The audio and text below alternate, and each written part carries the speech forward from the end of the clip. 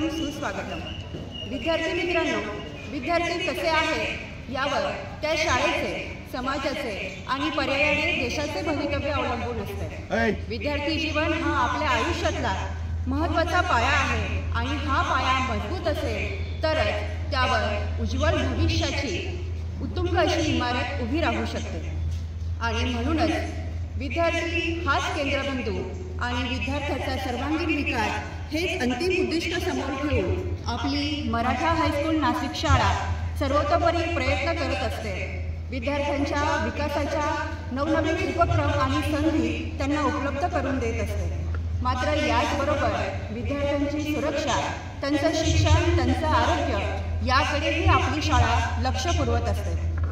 आपल्या शाळेतील मुलामुलींना घर, शाळा, समाजात निकोप समतामूलक वातावरण मिळावं, त्यांचा विकास व्हावा यासाठी आपल्या शाळेचे सन्माननीय मुख्याध्यापक आदरणीय श्री थोरात सर यांच्या मार्गदर्शनाखाली सखी सावित्री या समितीची स्थापना करण्यात आलेली आहे। आजच्या आपल्या कार्यक्रमाचा उद्देश म्हणजे सखी सावित्री या समितीची आपल्याला ओळख व्हावी, या समितीतून विद्यार्थ्यांना काय लाभ होणार आहे याची माहिती व्हावी आणि विद्यार्थ्यांचं आरोग्य, सामाजिक भावनिक सुरक्षा याबाबत वैद्यकीय क्षेत्रातील नामवंत डॉक्टर यांचं मार्गदर्शन अशा या तिन्ही उद्देशाने आयोजित सदर कार्यक्रमात मी आपल्या विद्यालयाचे उपमुख्याध्यापक आदरणीय श्री उगले सर, पर्यवेक्षक आदरणीय श्री रायते सर तसेच आजच्या आपल्या कार्यक्रमाच्या प्रमुख अतिथी आणि व्याख्याता डॉक्टर सौ प्रीती त्रिवेदी मॅडम यांचे हार्दिक स्वागत करते। विनंती करते की आपण आद्य शिक्षिका, आद्य मुख्याध्यापिका, श्री शिक्षणाच्या उद्धारकर्त्या सावित्रीबाई फुले यांच्या प्रतिमेचं पूजन करावं। मुलींसाठी ज्ञानाचे कवाडे खुले करणाऱ्या सावित्रीबाईंच्या 125व्या स्मृती दिनानिमित्त आपल्या महाराष्ट्र शासनाने 10 मार्च 2022 रोजीपासून सखी सावित्री ही संकल्पना मांडली। या समितीची कार्यालयांतून करण्याची योजना मांडली।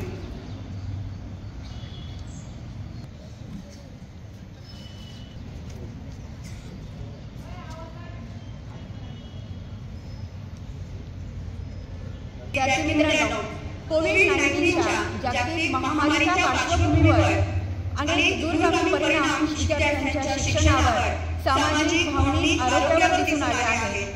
त्यांना सुरक्षित बालस्नेही वातावरण मिळावं, सर्वांगीण विकास उत्तमरित्या व्हावा हाच या सखी सावित्री समितीचा मुख्य उद्देश आहे। आजच्या आपल्या या कार्यक्रमामध्ये आपल्या सर्वांशी संवाद साधण्यासाठी, आरोग्यदायी सवयींसाठी त्यांचं वर्तन, विद्यार्थ्यांचं वर्तन आपल्याशी हितगुज मांडण्यासाठी आपल्या शाळेच्या आग्रहास्तव आवर्जून उपस्थित असलेल्या आजच्या आपल्या कार्यक्रमाच्या प्रमुख अतिथी तथा व्याख्याता आदरणीय सौ प्रीती त्रिवेदी मॅडम यांचा अधिकचा परिचय आपल्या विद्यालयाच्या उपदेशिका आदरणीय खालकर मॅडम यांनी करून द्यावा अशी मी त्यांना विनंती करते। आदरणीय मुख्याध्यापक श्री रायते सर आणि सन्माननीय व्यासपीठ, त्याचबरोबर माझ्या विद्यार्थी मित्रांनो, नेहमी हसतमुख असणाऱ्या, ज्यांच्या सल्ल्याने बोलण्यातून पेशंटचा निम्मा आजार बरा होतो अशा आजच्या कार्यक्रमाच्या प्रमुख अतिथी म्हणून लाभलेल्या डॉक्टर प्रीती त्रिवेदी मॅडम यांचा परिचय आपणास करून देत आहे। सन्माननीय डॉक्टर त्रिवेदी मॅडम यांनी आयुर्वेद औषधशास्त्रात MD डिग्री प्राप्त केलेली आहे। पंचकर्म फेलोशिप त्यांना मिळालेली आहे। त्या योग गुरु बैठे सावधान द्वारका येथील मंजुश्री आयुर्वेद पंचकर्म योग व समुपदेशन केंद्राच्या संचालिका आहेत। आयुर्वेद व्यासपीठ नाशिक शाखा, महाराष्ट्र योग शिक्षक संघ नाशिक शाखा यांच्या उपाध्यक्ष आहेत। क्लिनिकल मानसशास्त्रज्ञ तज्ज्ञ देखील त्या आहेत। योगशास्त्राच्या पदव्युत्तर अभ्यासक स्तर 4 योग मास्टर प्रीती मॅडम आज आपणास उद्बोधित करणार आहेत। धन्यवाद मॅडम। मॅडमने दिलेल्या परिचयातून डॉक्टर त्रिवेदी मॅडम यांची कामाप्रती निष्ठा दिसून येते। जीवनाविषयी असलेला सकारात्मक दृष्टिकोन आणि त्यांच्या कार्यातून त्यांच्यामध्ये असलेली सामाजिक बांधिलकीची जाण दिसून येते। मी आजच्या कार्यक्रमाचे अध्यक्ष माननीय श्री उल्ले सर यांना विनंती करते की त्यांनी त्रिवेदी मॅडम यांचे स्वागत व सत्कार करावा. आमची पाठी करून देत असते. महाराष्ट्र शासनाने भारत सरकारने राबवलेल्या विविध योजनांची कायद्यांची अधिक माहिती करून देण्यासाठी आपल्या समोर येत आहे श्री वाघ सर. व्यासपीठ सखी सावित्री समिती या समितीची स्थापना आपल्या विद्यालयात झालेली आहे. त्याचे उद्देश तुम्हाला माहीत पण झालेले आहेत. तर भारत सरकार किंवा महाराष्ट्र राज्य सरकार यांनी सुद्धा बालकांच्या हक्कांचे संरक्षण व्हावे, त्याचबरोबर त्यांचा जो विविध प्रकारे लैंगिक छळ केला जातो यातून त्यांची मुक्तता झाली पाहिजे, किंवा जे काही असे गुन्हेगार आहेत की जे अशा पद्धतीने लैंगिक छळ करतात तर त्यांना सुद्धा शिक्षा व्हावी झाली पाहिजे. आणि यासाठी आपल्या भारत सरकार बाल हक्क संरक्षण आयोग यांनी पोक्सो ॲक्ट नावाचा एक कायदा केलेला आहे. हा कायदा पोक्सो याचा जो अर्थ आहे तो म्हणजे protection of children from sexual offences, म्हणजे लैंगिक अत्याचारापासून बालकांचे संरक्षण असा हा कायदा आहे. तसेच अशा गुन्ह्यांमध्ये जे काही गुन्हेगार या गुन्हेगारांना शिक्षा देण्यासाठी भारत सरकारने 2012 साली हा कायदा केलेला आहे. आपण जर बघितलं तर भारत हा जगातील असा एकमेव देश आहे की या देशामध्ये जगातील सर्वात जास्त बालकं आपल्या देशामध्ये राहतात.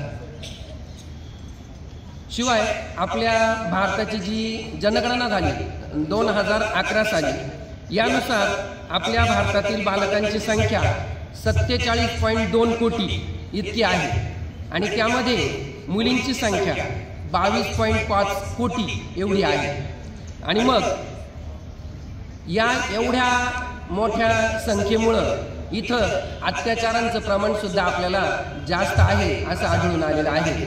आणि म्हणून त्याला प्रतिबंध व्हावा, मुलांचं संरक्षण व्हावं. मग यामध्ये मुलांचं संरक्षण व्हावं म्हणजे यामध्ये मुलंच फक्त येतात किंवा मुलीच येतात असं नाही, तर मुलं आणि मुली दोन्हींचाही यामध्ये समावेश होतो. मुलांवरही अत्याचार होतात आणि मुलींवरही अत्याचार होतात. मग हा जो पोक्सो कायदा आहे याने काय साध्य होतं, तर मुलांच्या हिताचे संरक्षण करून लैंगिक हल्ले, लैंगिक छळ, पोर्नोग्राफी अशा प्रकारच्या गुन्ह्यांपासून बालकांचं संरक्षण हा कायदा करत असतो. त्यानंतर पुढची जी हेल्पलाईन आहे तिला चाइल्ड लाईन या नावाने ती ओळखली जाते आणि त्याचा जो नंबर आहे, फोन नंबर, तो आहे 1098 म्हणजे 1098. तर या ॲपवर या चाइल्ड लाईनला तुम्ही भारतातून कुठल्याही फोन सेवेमधून विनामूल्य फोन करू शकता. त्या पद्धतीने तुम्ही जर आपल्या विद्यालयात बघितलं, मुख्याध्यापकांचं जे ऑफिस आहे त्याच्यासमोर एक तक्रार पेटी लावलेली आहे. तर ही तक्रार पेटी कशासाठी आहे, तर ज्या विद्यार्थ्यांना किंवा ज्या विद्यार्थिनींना असं वाटतंय की कोणी त्यांचा लैंगिक छळ करतंय किंवा त्यांच्यावर अत्याचार करतंय, अन्याय करतंय, त्रास देतंय, सांगून सुद्धा ती व्यक्ती ऐकत नाही, तर अशा व्यक्तीची तक्रार आपण त्या तक्रार पेटीमध्ये करू शकतो. अतिशय महत्त्वपूर्ण अशी माहिती आपण दिली. चिराग पोक्सो कायदा, तक्रार निवारण पेटी याविषयी अधिक महत्त्वपूर्ण माहिती आज विद्यार्थ्यांना मिळाली. विद्यार्थी मित्रांनो, आपल्या शाळेत ही समिती कार्यरत आहे आणि या समितीच्या सदस्या मोरे मॅडम, पतारे मॅडम यांच्या नियोजनानुसार विविध उपक्रमांचे आयोजन शाळेत केले जाते. यानंतर ज्यांना ऐकण्यासाठी आपण सर्व आतुर आहोत अशा योगशास्त्र अभ्यासक, योगगुरू, MD आयुर्वेद औषधशास्त्र, समुपदेशन तज्ञ सन्माननीय डॉक्टर त्रिवेदी मॅडम यांना मी आपल्याशी हितगुज साधावा अशी विनंती करते. आदरणीय व्यासपीठ, सखी सावित्री समितीचे जे सदस्य आहेत त्यांनी विचार विमर्श करून हा कार्यक्रम आयोजित केला. सर्वप्रथम मी त्यांचे आभार मानते. आणि इथे आज वाघ सरांनी जी महत्त्वपूर्ण माहिती दिली त्याच्या अनुषंगाने आपण आपण इथे काही चर्चा करणार आहोत. तर काय काय चर्चा करणार आहोत? सर्वप्रथम शिक्षण आपण का घेतोय, चांगलं शिक्षण आपण घेऊ शकू त्याच्यासाठी आपल्यामध्ये काय काय गोष्टी आपण करायला पाहिजे. आणि शाळेत तुम्हाला जे दररोज तुम्ही येत आहे त्याच्यात तुमचं मानसिक शारीरिक स्वास्थ्य कसं आपल्याला मेंटेन ठेवता येईल त्याच्याबाबत आपण चर्चा करूया.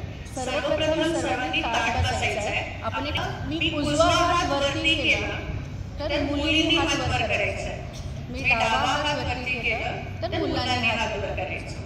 ठीक आहे, सुरू करूया.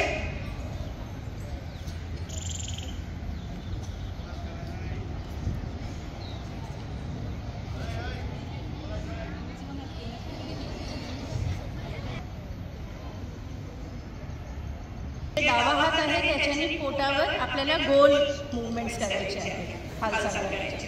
चला पटकन करायचं. कसं किती समजतंय? म्हणजे ह्याच्यानी आपल्या मेंदूचे थोडं फास्ट करायचं. काय होतोय? असं होतोय, पॅट करायचं आहे. आता हात बदलायचं, डावा हात डोक्यावर, उजवा हात पोटावर. परत पॅटिंग आणि गोल फिरवायचं. जमतंय? आता हा जो व्यायाम आहे आपण शिक्षणासाठी घेतोय. फक्त आपल्याला शिकायचं आहे की त्याच्यातून आपलं काही ध्येय निश्चिती करायची आहे, ध्येय निश्चिती करायची, बरोबर? म्हणून आपण जेव्हा शिकायला येतो त्यावेळेला आपली काहीतरी दिनचर्या पाहिजे चांगली, ज्याच्याने आपण इथे येऊन जे शिकतोय ते पूर्णपणे आत्मसात करू शकतो, बरोबर? सकाळी उठल्यानंतर काही गोष्टी आहेत त्याच्यातला सर्वात महत्त्वपूर्ण भाग आहे नाश्ता करून येणं. किती मुलं नाश्ता करून येतात? हात वर करा. ते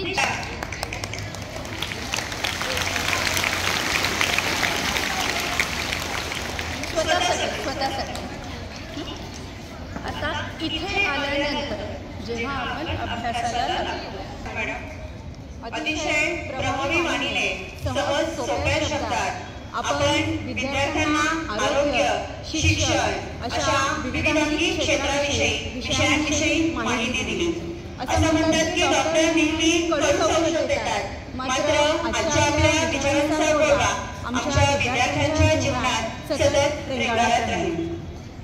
मी आनंद आजच्या आपल्या कार्यक्रमाचे अध्यक्ष माननीय प्राध्यापक शिरोळे सर यांना विनंती करते की त्यांनी विद्यार्थ्यांशी थोडं विनोद साधावं, त्यांना मार्गदर्शन करावं. कार्यक्रमाच्या मुखातिथी सन्माननीय डॉक्टर विद्यालयाचे आदरणीय सन्माननीय मुख्याध्यापक थोरात सर, त्याचप्रमाणे राजकीय कोतवाल सर, शेळके सर, त्याचप्रमाणे सांस्कृतिक समितीचे सदस्य, माझी सर्व सरकारी बंधू शिक्षक कर्मचारी आणि विद्यार्थी मित्रांनो, आजच्या या कार्यक्रमाचा जो उद्देश आहे सखी सावित्री समिती स्थापन करणे. आपल्या विद्यालयामध्ये सखी सावित्री समिती शासनाच्या ध्येय धोरणानुसार त्यापूर्वी स्थापन झालेली. विद्यार्थी बघा यशस्वी जीवन भविष्य काको जो जिवंत असलेल्या स्वतः आता ही सखी सावित्री स्थापन करण्याची महाराष्ट्र शासनाने या विद्यार्थ्यांना जे अधिकार दिलेले हक्क दिलेले शिक्षण आहे, शिक्षणाचा हक्क दिलेला आहे. त्याचप्रमाणे आरोग्याचा हक्क दिलेला आहे, विद्यार्थ्यांचं संरक्षण हक्क दिलेले आहे, विद्यार्थ्यांचा विकास झाला पाहिजे अधिकार दिलेले आहे. यामुळे कुठे अडचण निर्माण झाला असेल किंवा काहीतरी शासनाच्या ध्येयामध्ये धोरणामध्ये आणि तो बदल करण्यासाठी या समिती स्थापन करण्यात आली. त्याचा प्रमुख उद्देश आहे शिक्षणाचा सुरुवात ज्ञान संपादन करणे, त्यातून आत्मविश्वास निर्माण व्हावा आणि विद्यार्थ्यांचं शिक्षण हा विद्यार्थ्यांना दिलेला आहे, मुलाचा हक्क आहे. विद्यार्थ्यांना पूर्वीचा काळ बघितला तर अत्यंत कठीण परिस्थिती होता. त्याचं उदाहरण ठिकाणी शिक्षकप्रमाणे सावित्रीबाई फुले यांचं त्या विद्यार्थ्यांना तुम्ही सर्वजण या केंद्रात बसलेला आणि बघा तुमच्या काळात संत ज्ञानेश्वर असतील तुकाराम महाराज असतील त्यांच्या अगोदर देखील समाजामध्ये गावामध्ये जे काही अंधश्रद्धा असतील धर्म असतील गुरुपरंपरा असतील त्या मध्ये समाजाला जागृत करण्याचं काम ते सुरुवातीच्या काळापासून केलेले आणि तो करत असताना त्याचा एकमेव उद्देश होता की त्या काळातील ज्या काही रूढी असतील परंपरा असतील त्यांचा सुसंस्कृत जीवन करण्यात आलं पाहिजे आणि त्यानंतर विद्यार्थ्याचा विकास आता विकास विकासाचा म्हणजे विकास ध्येय हे साध्य करण्यासाठी बालकांना साध्य करण्यासाठी ज्या ज्या काही उपाययोजना केल्या शासनाने त्या शासनाच्या अंमलबजावणी योजनांची अंमलबजावणी करण्यासाठी ही समिती आपल्याला साधून दिली. आपल्या मला माहिती दिली माहिती दिली आणि म्हणून सर्व माहितीचा आधार घेऊन आपण सर्वांनी विद्यार्थ्यांनी ज्या अडचणी असतील त्या आपल्या पालकांना सांगितलं पाहिजे, शिक्षकांना सांगितलं पाहिजे, समाजापर्यंत आलं पाहिजे आणि त्यामधून त्याचा सर्वांनी विकास होणार आहे. आणि म्हणून विकासाच्या दृष्टीने विचार करायचा झाला तर विद्यार्थी हा शिस्तप्रिय असला पाहिजे, विद्यार्थी हा गुणवंत असला पाहिजे. त्यासाठी वारंवार वाचन केलं पाहिजे. तुम्हाला नेहमी सांगतो परत परत वाचन करा, वाचन करा जेणेकरून तुम्हाला सुद्धा बोलता येईल, तुमची उच्चार स्पष्ट होती. अशा प्रकारे मी सांगतो. धन्यवाद सर. असं म्हणतात की पावसाच्या थेंबाने धरती सुखावते, सुगंधी होते. अगदी चांगल्या माणसाच्या सानिध्यात सुद्धा आपलं जीवन आनंदी होतं. आणि आज डॉक्टर त्रिवेदी मॅडम यांच्या सानिध्याने आपण सर्वांनी असाच अनुभव घेतलेला आहे. त्यांचा सहवास, त्यांचं मार्गदर्शन आपल्याला सतत मिळत राहील अशी मी अपेक्षा करते. आणि आजच्या आपल्या कार्यक्रमाचे आभार प्रदर्शन श्री वासकर यांनी मांडावे अशी मी विनंती करते. आजचा हा कार्यक्रम घेण्यासाठी आपल्याला आपल्या विद्यालयाचे माननीय मुख्याध्यापक श्री थोरात सर यांनी आपल्याला परवानगी दिली, त्याबद्दल प्रथमतः मी त्यांचे आभार व्यक्त करतो. त्याचबरोबर आज तुम्हाला इथे मार्गदर्शन करण्यासाठी डॉक्टर प्रीती त्रिवेदी मॅडम यांनी अतिशय सुंदर मार्गदर्शन तुम्हाला केलेलं आहे आणि तुम्ही त्या मार्गदर्शनाचा जरूर लाभ घ्याल अशी मी त्यांना ग्वाही देतो. त्यांचेही आभार मानतो. आजच्या कार्यक्रमाचे अध्यक्ष आपल्या विद्यालयाचे उपमुख्याध्यापक माननीय श्री हुगले सर यांचेही आभार मानतो. आपल्या विद्यालयाचे आदरणीय पर्यवेक्षक श्री रायते सर यांचेही आभार मानतो. तसेच माझे सर्व शिक्षक बंधू आणि भगिनी यांचेही आभार मानतो. शाळेचे जे सर्व कर्मचारी इथं उपस्थित आहेत त्यांचेही आभार मानतो. आणि तुम्ही सर्वांनी हा जो कार्यक्रम आहे हा शांतपणे ऐकून घेतला त्याबद्दल तुमचेही आभार मानतो. आणि अध्यक्षांच्या वतीनं असं जाहीर करतो की हा कार्यक्रम संपन्न झाला. जय हिंद, जय महाराष्ट्र.